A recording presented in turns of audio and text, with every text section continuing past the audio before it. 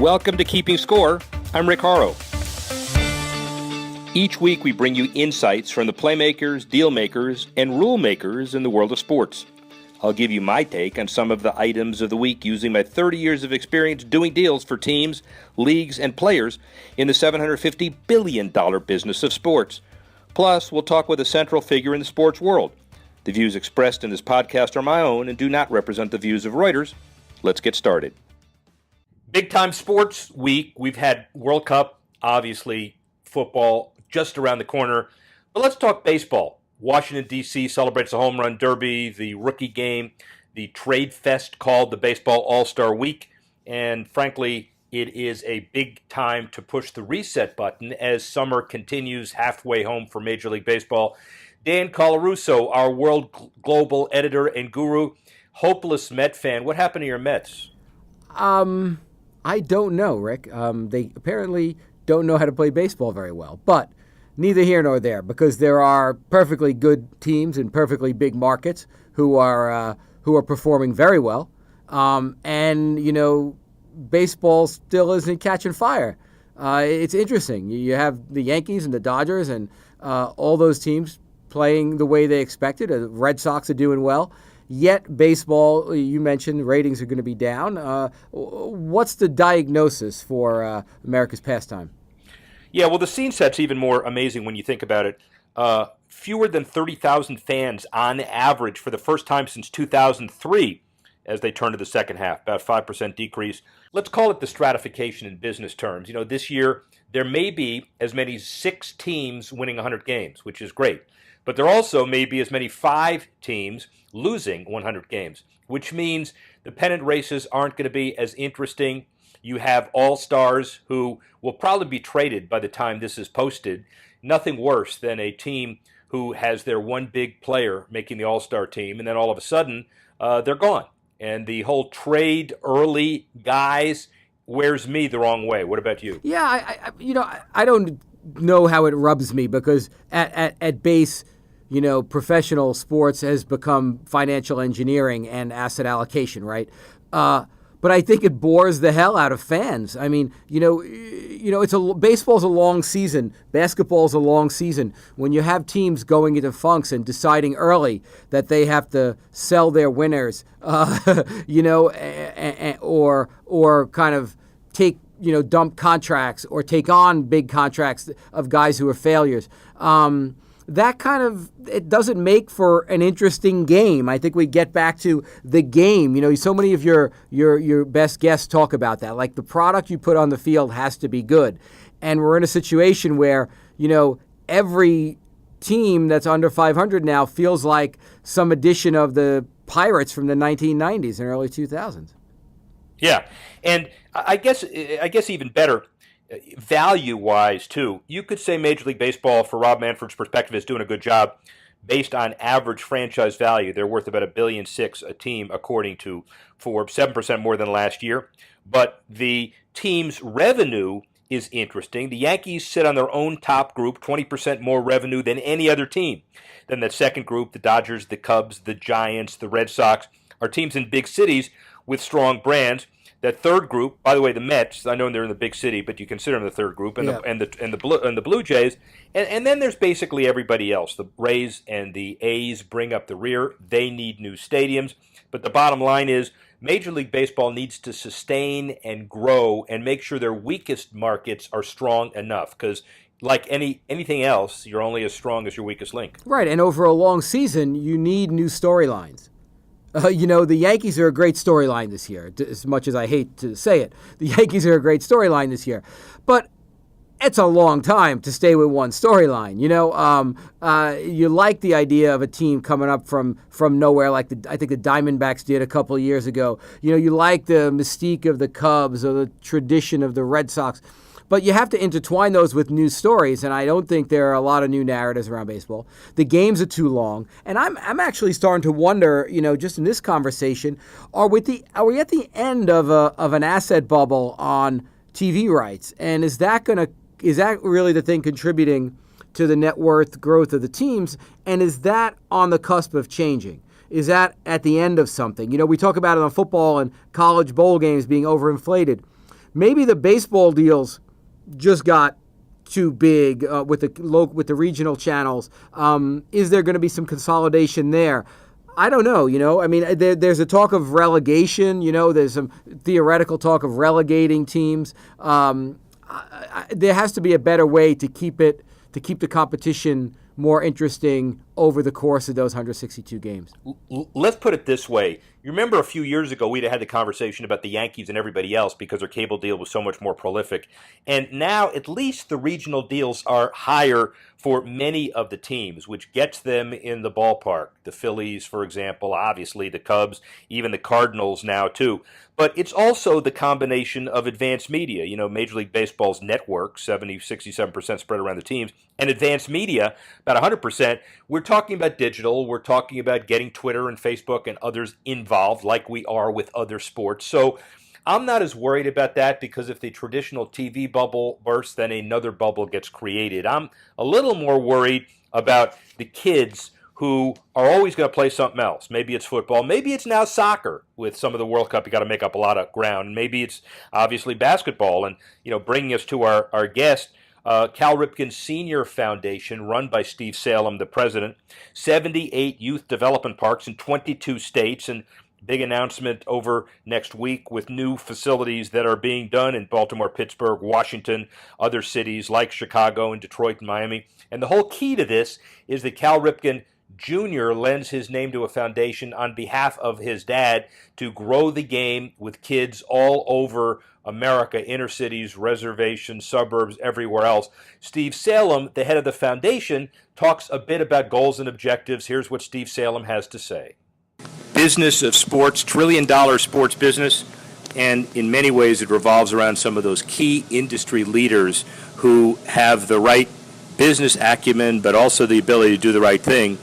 We have one here, the representative, really the top guy, Cal Ripken's glorious career, Ironman, Hall of Fame, but he does so much more than that. The Ripken Foundation, rather than me waxing eloquent on it or trying to wax eloquent, Steve Salem, its president. How are you, Steve? Fine, thanks. Good. It's good to be here. Awesome. Let's talk a little bit about the Ripken Foundation, just an elevator speech, and it's a long elevator ride, so give us an idea of what the foundation does. So what we are doing is literally in all 50 states trying to provide opportunities. We use baseball as a hook, but it really is just a hook. Provide opportunities to kids who have been left behind, at-risk kids, distressed communities, using baseball to provide them with a platform to move forward in life in a positive way. There are a lot of people whose foundation mandate is similar to that. The difference is Cal has scaled it to the point of unbelievable national success. How special is Cal Ripken to work with? He's incredible. Nobody cares more about these kids than Cal and his brother Bill. They are 100% committed to, beyond their baseball careers, making a difference in the lives of these kids, and that's what they want as their legacy. They don't want to be remembered for what they did on the field. They want to be remembered for what they did off the field. Give us an example of your kind of core business facility.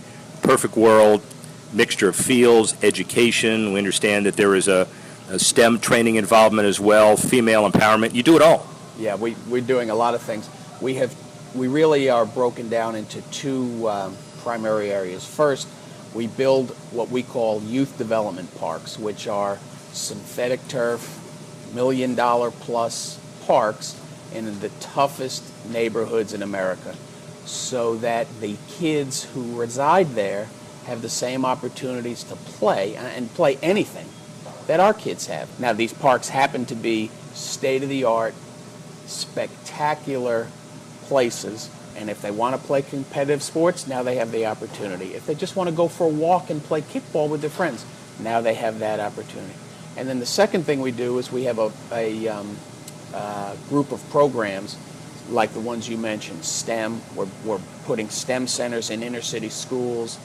We have a program called GREAT, which is to empower young women. And so we're changing that, we're changing the dynamic of these communities and the trajectory of these kids' lives. You get into a community, Cal Ripken's name obviously very important, but it doesn't close the deal. It gets the door open. What's the kind of chronology? Is it the mayor? Is it an appropriate public-private partnership? Do you deal with groups like the Police Athletic League and other community support organizations, or is it all of that? It's all of that. It varies community to community. What we're looking for in any community, big or small, are people who care first about the kids. It's not about Cal. We don't have an ego. We don't care if anybody ever knows we were involved. We're just trying to help these kids, and we're looking for like-minded people. And sometimes it's the mayor, sometimes it's the local police athletic league, sometimes it's the Boys and Girls Club, sometimes it's a successful, wealthy individual who is at a point in his life where it's time to give back. We hope it's all four of those and more, because that's when the program works the best. But we're looking for people who care and who have the ability to help generate resources so that we can bring them to these kids. You have and this is a business show, so you have a scalable business, basically.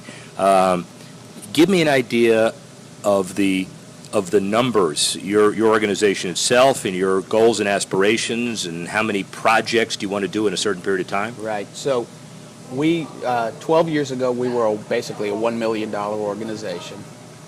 Today we have an annual fundraising goal of $35 million, which we will hit. We have built 65 youth development parks across the country. And doing the math, it's at least $1 million apiece. Some of them were multi-million-dollar projects. We invest about half of the resources to bring those projects to bear, and the local community brings the other half. Our goal by 2020 is to have 150 of these parks. 12 years ago, we were serving or impacting about 25,000 kids, primarily through local baseball clinics. Today, this year, we'll impact over 1.2 million kids. Our goal is to get to 2 million kids per year by 2020.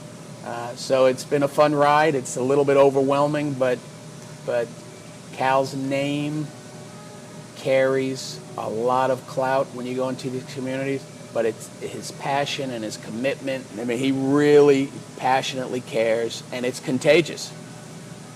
And you could tell the BS prohibition doesn't stop at Cal. I mean, you are a guy who puts your money where your mouth is as well. Steve Salem, your background, Boys and Girls Clubs, but you've come out of the nonprofit business as well, right? Absolutely. I actually did a short stint with the New York Yankees out of law school. Well, they're not a nonprofit business. They're definitely not a nonprofit.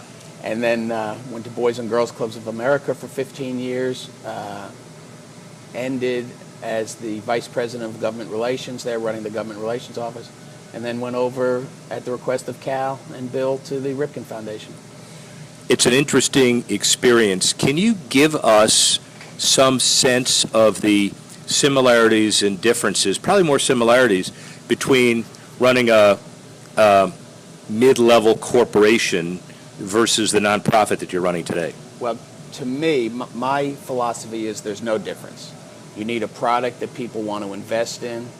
You need to keep your word, do what you say you're going to do. You need to generate interest and excitement. The challenge that we have in the nonprofit world that maybe you don't have in the for-profit world is we don't really have a product to sell. We're selling the heartstrings. But in every other way, we have built and continue to build our business the same way we would build a for-profit company, and it's working. You're in a city, obviously you succeed at an alarming successful rate, but what are some of the one biggest challenge you have when you're in a community to be able to pull a deal off? It's changed over time. Originally, the biggest challenge was, well, Ripken, that's Baltimore. We're in Oklahoma City. What do we care about Baltimore? That's changed as our work reputation has gotten out there, as word has spread. I think the biggest challenge is it's very hard to find a sustainable existing program, because that's what we need to partner with. And in some cases, it's just not there. And it's very hard. But once we go in and we say we're coming, we do not turn back. So that's probably our biggest challenge. What do you say to the Charles Barkleys of the world, he'd probably recant the statement right now if he had a chance, but that athletes are not role models and they have no obligation to give back. Well, I disagree with the statement that they're not role models. You know, whether or not they have an obligation to give back is for someone else to decide. I mean, I don't judge people like that, but they are role models, whether they like it or not, because that's who these kids are watching and who they're imitating and who they want to be like. I do think we all have an obligation, because we're all role models to these kids, to do the right thing, do what we say we're going to do, and that's what we try and teach the kids in our programs. How do you and Cal feel when you're about to watch the first game played in a new facility that you've just caused to be open? It is the most overwhelmingly wonderful feeling you can imagine to see these kids come on to, it's their field. We build these $1 million fields and we give it to the community. It's theirs, not ours. They own it. And what we often do is we'll put a ribbon out, and instead of the mayor, and the people with all the money cutting the ribbon, we'll have the kids run through the ribbon. Picture those kids lined up, so excited, cannot wait for the chaperones to say, go. And these kids come running out and they run through the ribbon on this lush green. The synthetic turf is beautiful green, or whatever color you want, by the way. You can have purple, too. We have a purple one. Yeah, I'm sure. It's overwhelming. Cal Ripken's vision, Steve Salem, is in very good hands. Thank you very much. Thank you very much. Appreciate it. So Steve has a lot of diverse interests, and obviously Cal, not only the on-the-field and the fan academy stuff, but the foundation stuff, real important. What strikes you about what you heard from Steve? Well, it strikes me that, he could as easily be running, a regional beverage company or a niche beverage company as he is running a foundation. That's not a negative. It's to say that, he realizes he needs strong local partners. He talks about his biggest issue being finding sustainable existing programs to fund. He talks about investing in the core product and finding like-minded people, to plug into that. And I think that's it. You have a lot of different programs, sports programs, disguised as philanthropies across America. Some of them are scouting organizations, some of them are shills for sneaker companies. There are any number of things. In this particular case, though, the Ripken Foundation is, gold standard of these things. And the idea that, he has the same dynamics working on him as if he were in any other business, and he really balances it, and he looks at his growth, and he looks at how, the cost of building these great playgrounds that they build. So I think he has a good approach to it. It's a solid approach to it. But and they're smart, I think, not to concentrate on baseball. He talked a little bit about obesity and diet habits, and he doesn't really care what the kids do as long as they improve their lives. That's the right attitude, because, quite frankly, American youth doesn't love baseball.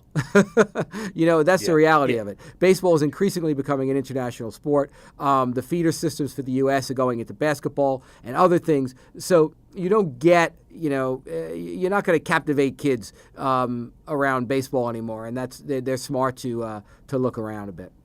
Well, and they're smart to find somebody like Cal and the foundation to not only generate some interest. Remember, Major League Baseball and the Play Ball Initiative and Baseball in the Other Cities are part of this big press conference next week in Washington, but it's also that they need to focus on the important parts of youth in the game. But it's also STEM, it's training, it's kids, it's youth to be trained at skills that they may not otherwise have. It's females, right? It's women. Yeah. Yeah, exactly. Yeah. The women in sports is really important to Cal and his foundation as well. Right. So the bottom line of all of this is baseball obviously needs some improvements, but with Cal Ripken and the foundation moving in the right direction, they're in very good hands, at least as part of it. I mean, look at the growth. He has his growth, he said 12 years ago, they raised $1 million.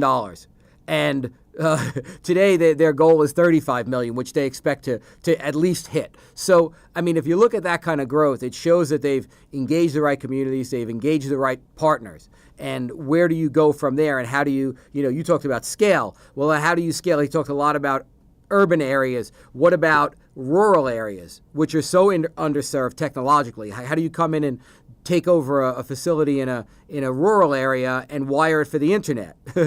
Like all that is part of the scale equation, and in America that's part of the equation, and you got to think they're on the right track. And yes, and Major League Baseball has an initiative called Play Ball, and they're working with the U.S. Conference of Mayors, as we've talked about before, not only in the 30-plus major league markets, but all those 160 minor league markets, which take care of many rural areas. Is it enough? Clearly not, but they're moving in the right direction.